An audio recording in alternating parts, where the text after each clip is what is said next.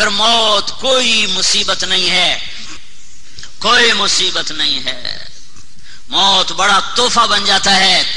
عمر بن عبدالعزیز 3 بر اعظم کا بادشاہ، 3 بر اعظم کا قسم اٹھا کہ میں جو کہوں گا تم مانگو گے اللہ سے۔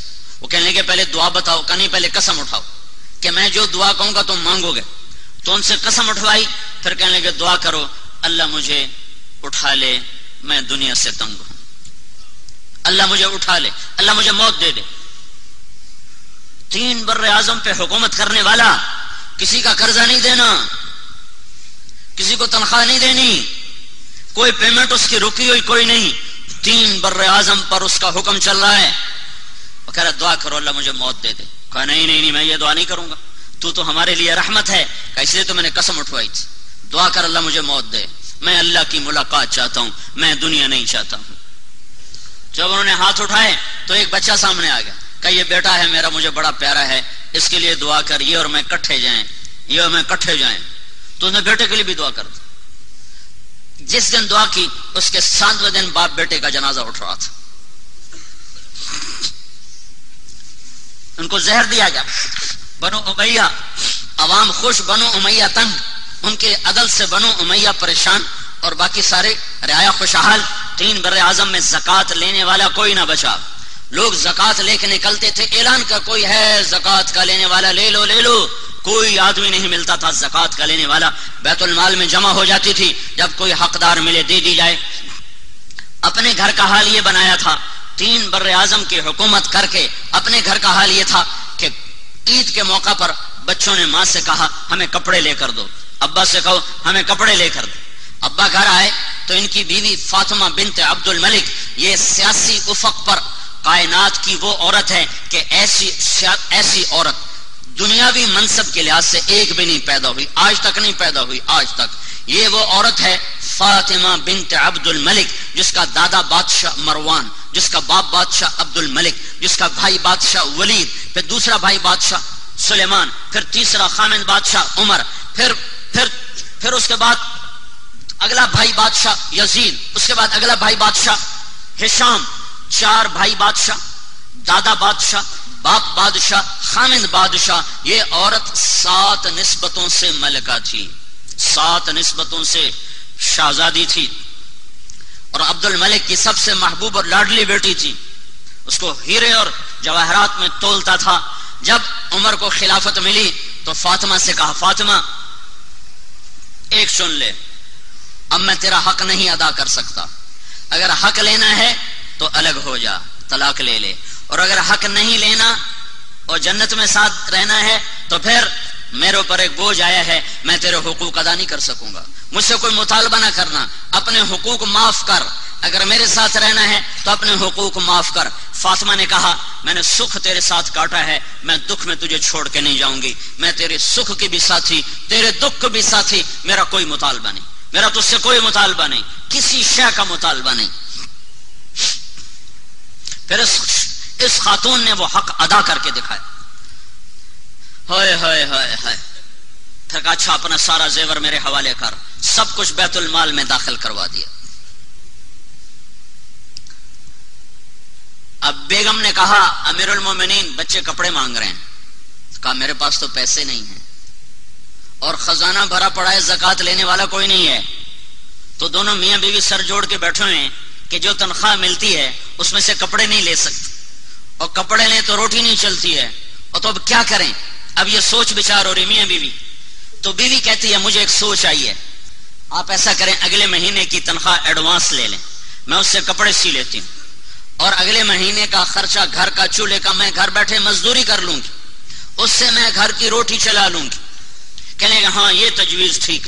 اب یہ باہر آئے اور اپنے خزانچی کو بلایا، مزاحم بیت المال کا وکیل، کہ بھائی اگلے مہینے کی تنخواہ ایڈوانس دے دو۔ وہ آگے کہتا ہے آپ مجھے لکھ کے دے دو کہ آپ 1 مہینہ زندہ رہیں گے، میں آپ کو تنخواہ دے دیتا ہوں، آپ 1 مہینہ زندہ رہنے کی گارنٹی لکھ کے دے دو، میں آپ کو تنخواہ دے دیتا ہوں۔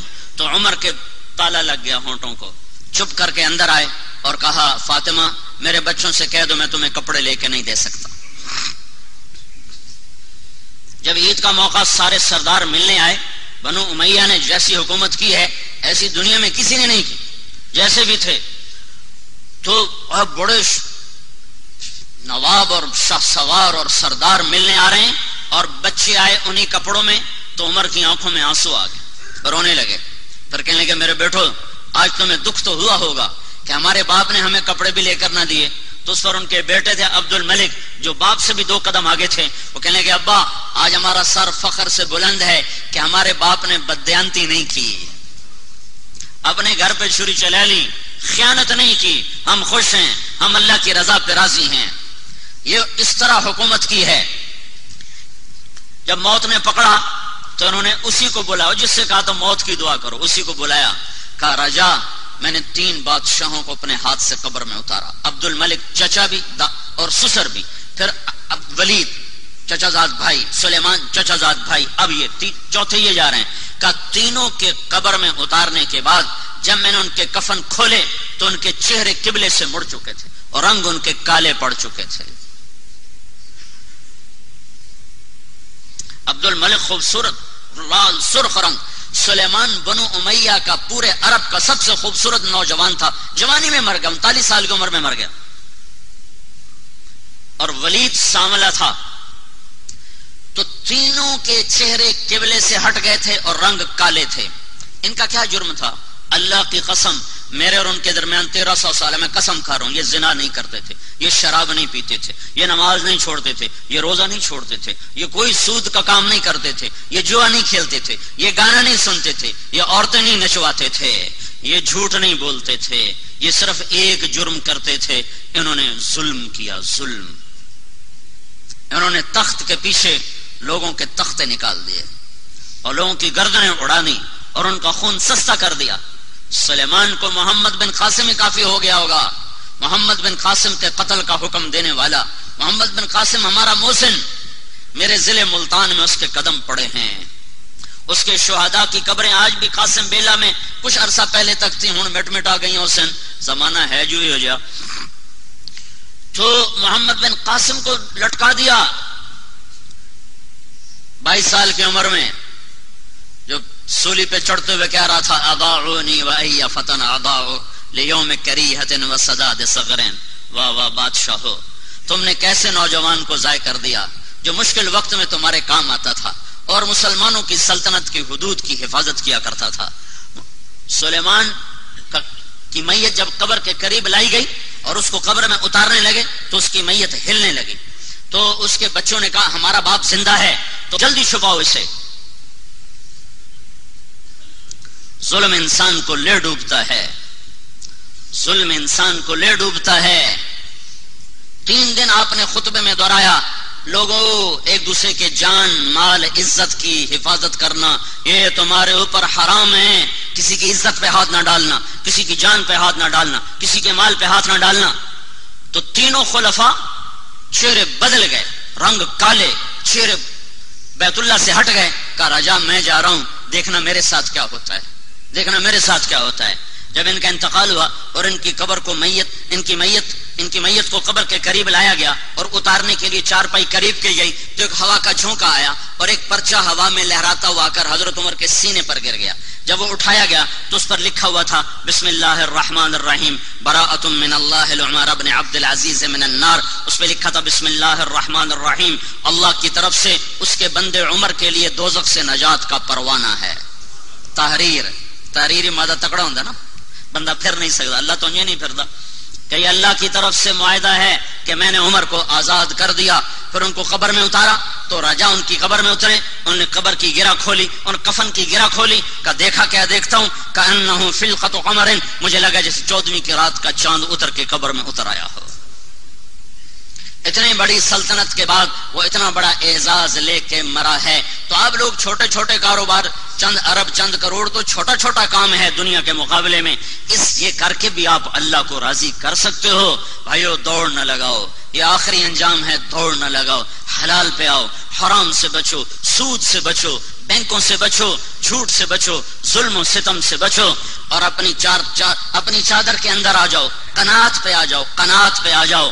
ہوس کی کوئی حد نہیں, حلال میں بھی ہوس نہ دکھاؤ. ایک حلال کا معنی، ایک اس میں بھی ہوس سے بچنا، ایک حلال کا معنی، ایک اس میں بھی دوڑ سے بچنا. درمیانی چال چلو تاکہ موت آئے تو آپ خوشی خوشی اللہ کو ملنے کے لیے تیار ہو. موت آئے تو موت میری اور آپ کی سب سے بڑی ترجیح بن چکی ہو، اور دنیا کو ہم آخرت کے لیے زاد راہ بنا لیں، اپنی آخرت کا سرمایہ بنائیں. ابو بکر کا مال اللہ کے نبی کے لیے قبول ہوا، اللہ کے دین کے لیے قبول ہوا، اور آپ نے فرمایا میں نے سب کے حق ادا کر دیے، میں ابو بکر کا حق ادا نہیں کر سکا، اس کا اللہ ہی حق ادا کرے. تو میرے بھائیو